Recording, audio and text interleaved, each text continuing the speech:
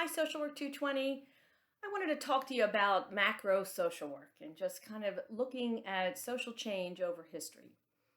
If you look back hundreds and hundreds, even thousands of years, you kind of notice that what happened with social change is people overthrew whole governments when they didn't like the way things were going anymore. But as life has modernized and things came about, and we all learned how to read and how to act more uh, as an interconnected societies, people stopped just overthrowing governments and they found ways to petition their government to say they wanted changes. And that grew over time to the point where we are today.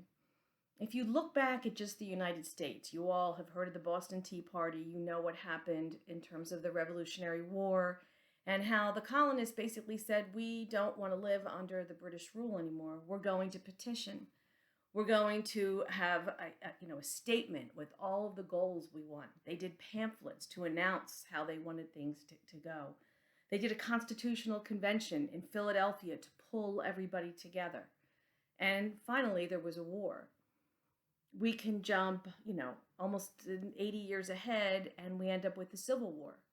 In between that Revolutionary and Civil War, the issue of slavery and rights of freed slaves went on and became a huge issue to the point that it divided the country in that Civil War. The next time we start to see people starting to act out starts to be about women's rights in terms of the right to vote, the right of women to have suffrage. You see today we just recently celebrated 100 years of women having the right to vote. Women were wearing white like they did. Back then, women went to jail and they starved themselves, all as a way of making a point that they wanted to have that right to vote.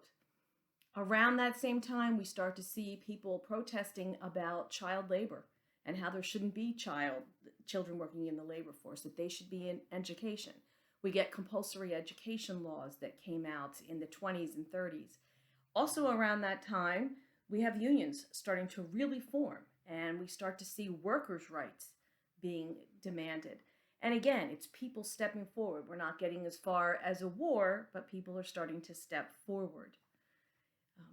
When the Depression hit in the 1930s and people started to say to the government, you've got to help, what came out of that today is what we call Social Security, right? And unemployment options and the FDIC.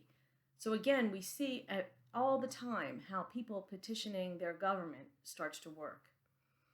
In this module and in the next module, we're going to take a look at different issues that are still important today that you may not realize that while we are still needing to work on them, they have come a long way. So I'm going to be giving you examples of different issues. I want you to take a look at them and give a little update on where they were and where they are now and where they need to go. And we'll split it up between two different modules, okay? So I'll be back. I want to talk a little bit about the 60s, 70s, 80s, and 90s in the next video. Thanks.